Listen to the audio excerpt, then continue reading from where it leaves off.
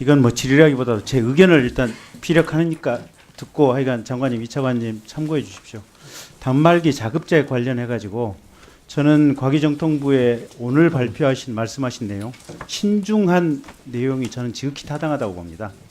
왜냐하면 아까 이제 가령 존경하는 김성수 의원님 같은 경우는 이 6만에서 8만 명 정도 추정되는 일자리가 질도 안 좋은 일자리고 언제까지 방치할 거냐라고 이제 얘기를 하셨는데 지금 우리 사회가 질 안 좋은 일자리조차도 유지하기 어려운 상태입니다. 제가 보는 현상 파악은 그렇습니다.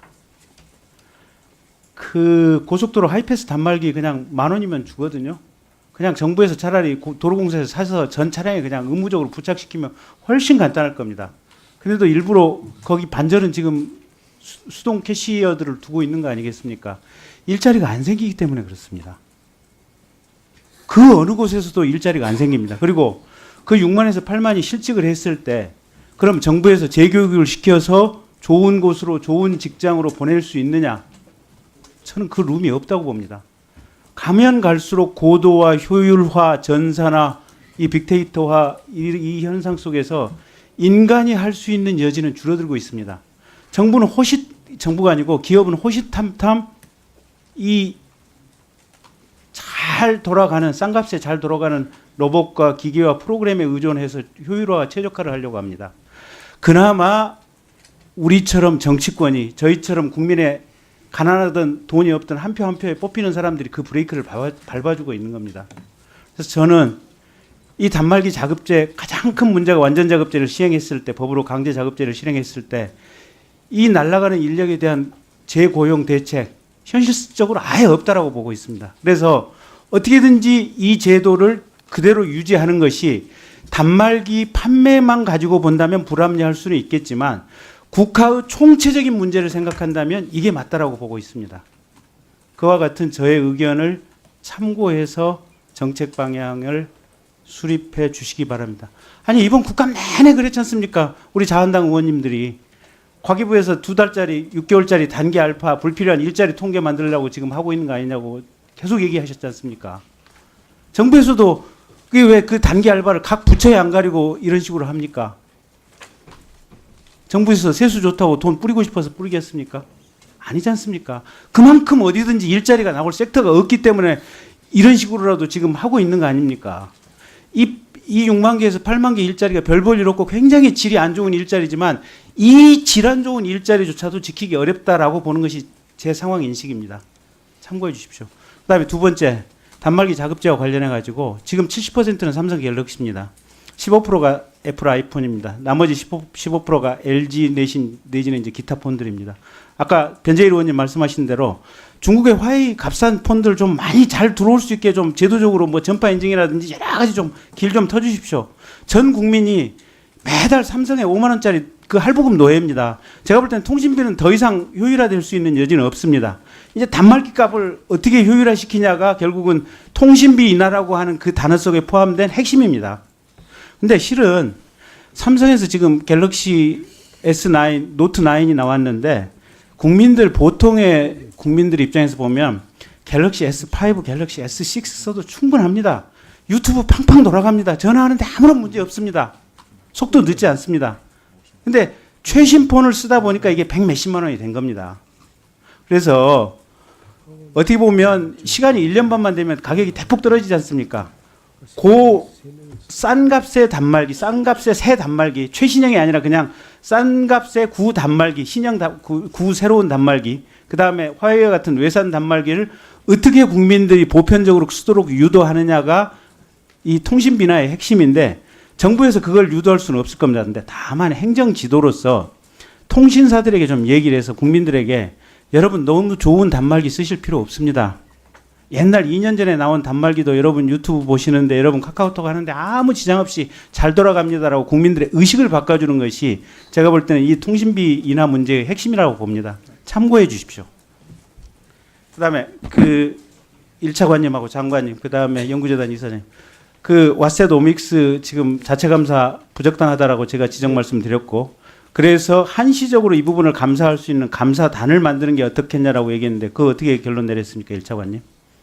우리가 지금 이제 기관별로 하고 있는 거에 대해서 점검을 그 합동감사단이 같이 좀 점검을 하려고 지금 그렇게 구성을 할 예정입니다. 점검을 하는 건 다시 말씀드리는데 부적당하고요. 제가 얘기했지만 저 이 십몇 년을 검사한 사람입니다. 어떤 사람하고 밥 3번만 먹으면 절대 감사할 수 없습니다. 기관 내에서 맨날 밥 먹고 술 먹고 얼굴 보고 있는데 감사 불가능합니다. 인간의 본성을 무시하는 지금 제도를 하겠다고 지금 과기정통부가 지금 우기고 있는데 제발 똑바로 좀 하십시오. 과기정통부 내에 차라리 그 각 기관별로 점검단을 다 파견을 받아가지고 그 소속 직원만 자기 본 기관에 감사 안 가도록 해서 몇 개를 나눠서 그렇게 해서 차라리 보내는 식으로 운영을 하십시오. 자체 감사 죽어도 안 됩니다. 명심하시기 바랍니다. 그다음에 세 번째, 윤상직 의원님이 누차 얘기하셨던 지금 과기정통부 산하 기관장이나 감사들 너무 정치권 낙하산 인사가 많이 들어온다. 이거는 보수적 정당, 진보적 정당 어느 쪽이 집권할 때나 다 마찬가지입니다. 그래서 제가 지난번에 정책 제안으로 드렸던 게 지금 일단 저희가 법 개정 작업을 하겠지만 각 기관의 정관 개정 작업을 해서 최소한 정당의 당적을 이탈한 지 또는 대선 캠프에서 근무한 지 한 3년이 지나야만 임명되도록 하는 정관 개정 작업을 좀 하십시오. 근데 다만 그 정관의 시행 시기는 앞으로 한 2년 후쯤으로 늦추십시오. 그러면 아무런 문제 없이 그 제도가 연착륙이 될 것이고 과기계도 제대로 된 좋은 내부 전문가들이 이 감사나 기관장으로 임용될 수 있는 계기와 가능성이 열릴 겁니다. 한번 좀 독려를 해 주십시오. 그리고 현재 집권하고 있는 민주당이나 이쪽에서도 별 불만이 없을 겁니다. 그렇게 2년 정도 버퍼 기간을 두면.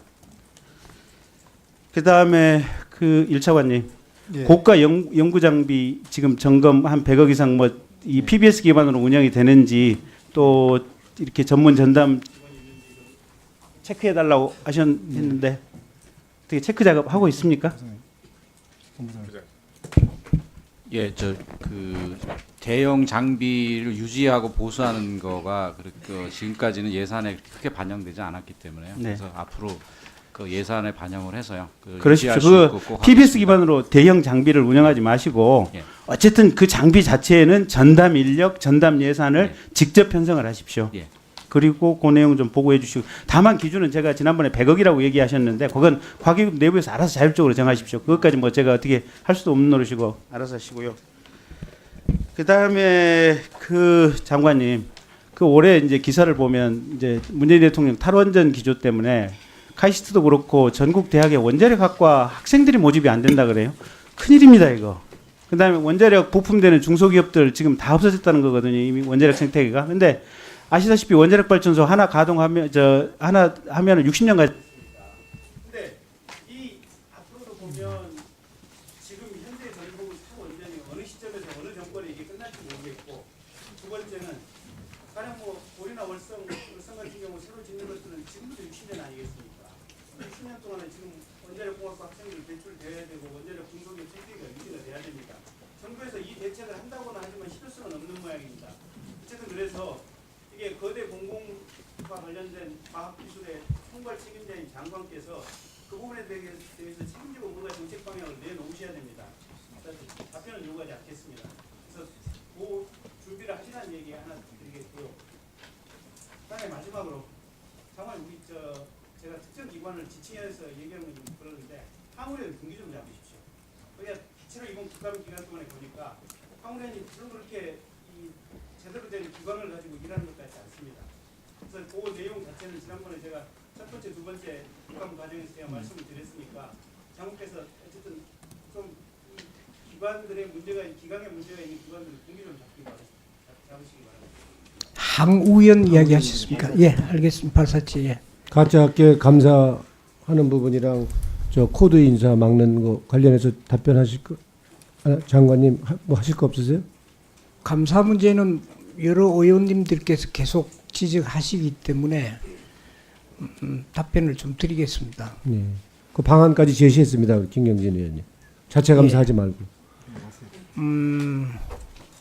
이게 굉장히 지금 빠른 시일 내에 좀 신뢰를 받아야 될 굉장히 중요한 문제인 것 같습니다. 여러 뭐 와세부터 해서 한두 문제들이 아니기 때문에 출연연 25개 별로 감사 기능이 흩어져 있는 거를 연구의 중심으로 모아야 된다는 의견을 지금 좀 가지고 그 절차를 가지고 좀 준비를 하고 있고요. 그 다음에